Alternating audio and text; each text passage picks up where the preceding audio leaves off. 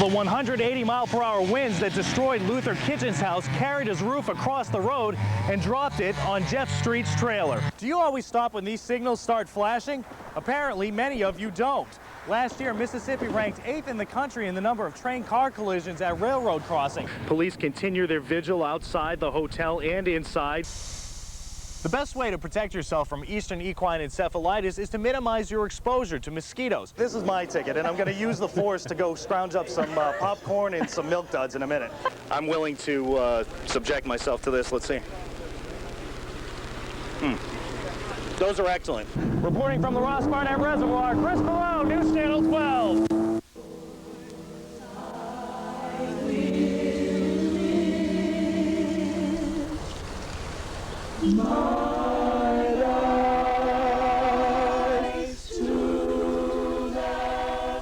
First person I ever loved, really loved, I just told her a long time.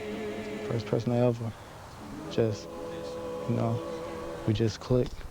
John Rose is left with fond memories and a broken heart. His girlfriend, Sheena Dao, died in Monday's train accident. She was returning to Tougaloo College from her Chicago home. But sometimes God will take that flower from the garden in order to give life to others. Friends gathered by candlelight Thursday to remember Sheena and to comfort each other. Well, I met Sheena in 1995 when I came in as a freshman. She was a sophomore. At first, she was in a different major, but we still bonded. Then she decided to cross over to political science, where we met, and we just, every day, she had a smile on her face, every single day. I never seen Sheena one day without a smile on her face. Sheena wanted to be a doctor. Friends say that's because she loved people and always wanted to help others. She leaves behind her year-old son, Amase. Friends at Tougaloo are setting up a trust fund to help pay for his schooling. Unmovable faith. Meanwhile, they're left to wonder why a person who touched so many lives had hers cut so short. I get my mind off, then when I start back thinking about it, I be thinking like, she's not coming home, That's all I've been waiting for ever since she went to Chicago for spring break to come home. I just realized she's not coming back. And I'm gonna miss her. Love you, Sheena. Unbeatable. Let's go live to News Channel 12's Chris Pollone in Jones County for the latest. Hello, Chris. Hello there, Steve. This is a scene that's quite common in this part of Jones County. There are pieces of metal wrapped around trees and fiberglass insulation everywhere around here. Of course, this storm tore through this area, injuring dozens and killing one person. But it's quiet here now, and that's quite a difference from the fury that nature unleashed on this area some 24 hours ago. People who live in the small community of Hebron in rural Jones County spent the day salvaging what they could from their mangled homes. The sunny day, a stark contrast to a terror-filled night. A powerful tornado cut a half-mile wide path through parts of 3 Mississippi counties.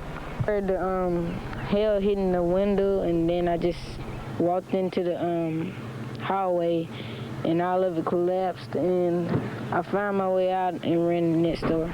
Most people escaped with minor injuries. 71-year-old J.B. Pickering did not. He died shortly after the tornado struck. Rescuers couldn't reach him in time. He talked a good 45 minutes, but he just said he couldn't hold out no more. He said, I can't hold out no more. That was it. That was it.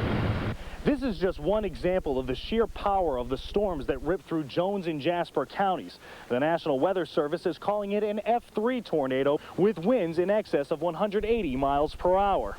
This tree has stood on this spot for decades. Now all that's left are its gnarled roots and a hole 5.5 feet deep. This is common this time of the year. Springtime is our worst time for tornadoes, and we had good warnings out last night, and we hope that folks heard them. But they did not hear the warnings. There are no tornado sirens in rural areas like this, and the power was out, and no one we talked to had a battery-operated radio. People here in Hebron say they know things could have been much worse, and they're vowing to move forward. We'll come back, man. We'll make it. By the blessing of the Lord, we'll make it. Back now live here in Hebron, and you're looking at one of the 3 dozen homes that were damaged in this storm. This one made it out pretty much okay because it's still sitting where it was originally placed. An interesting story about this home, though, that front window there, that's the window to the room of a small boy. And that boy last night was sleeping at a friend's house when a neighbor's stove came crashing through the front window. There are a lot of stories here like that. My colleague Laura Prang will have more of them coming up in just a few minutes, but right now we'll send it back to Steve.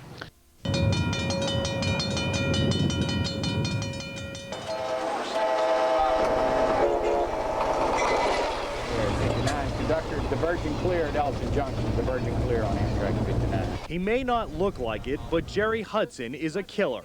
It's not his fault. Hudson is an Amtrak train engineer. I've been lucky in my 19 years. I don't know how many accidents I've been involved in. I've killed a few people, but not a great number compared to some of the engineers. Hudson is the regular engineer on Amtrak's City of New Orleans line between Jackson and New Orleans. The 200-mile trip presents new challenges and new opportunities for tragedy every day. The first one I ever was involved in, that there was a fatality.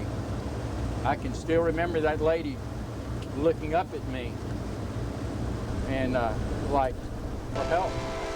Why should Mississippians care? In this state, scenes like this happen every single day. Big hurry, isn't it?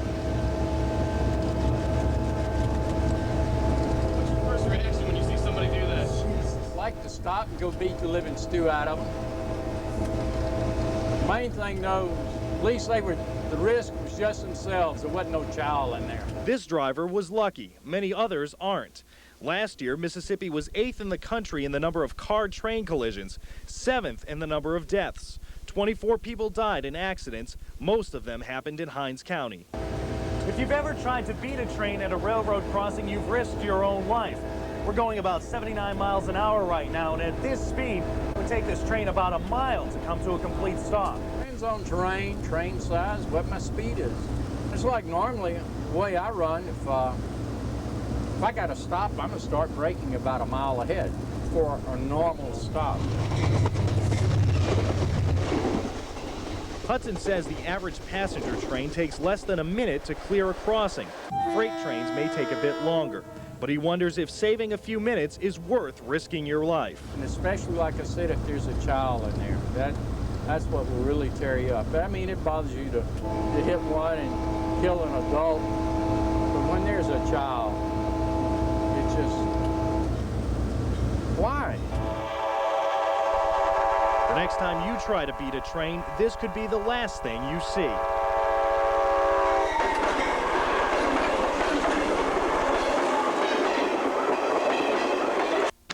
Thanks for joining us, everyone. Kathy Times has the night off. For those of you tuning in to watch the 19th hole, it has been canceled for today.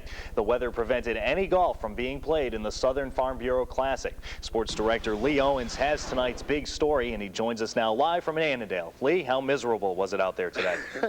Pretty miserable, and you know something? Back to you, Chris. All right, Lee, we'll see you then. Thanks very much. Well, hopefully the rain will clear out for the tournament tomorrow. Let's check in with Ken South for our first look at the forecast. Ken, any luck? Well, Chris, I'm afraid we're not going to see him in just a few minutes, Chris. All right, thanks, Ken. Well, with today's rain out, the financial loss to the tournament could be huge. Dozens of Millsaps College marketing students have been out surveying all week. They're trying to figure out the impact the tournament has on Mississippi. They say with today's heavy rains, only devoted fans came out, meaning thousands of dollars in revenue was lost. Coming up tonight at 10, we'll take a closer look at the project and how the study could help generate more money. For the second time this year, a popular Jackson restaurant has been gutted by fire. Fire officials say the Iron Horse Grill caught fire shortly before 1 this morning. Flames and smoke poured from the burning building all night. Firefighters finally put the fire out early this morning. Investigators say the cause of the fire is still under investigation, but they believe the fire started in the back part of the building. It's a hate where they found it. There's no word on the amount of destruction or whether the owners will be able to rebuild. More bodies have been discovered some 65 miles southeast of Nantucket, where Egypt Air Flight 990 crashed this morning.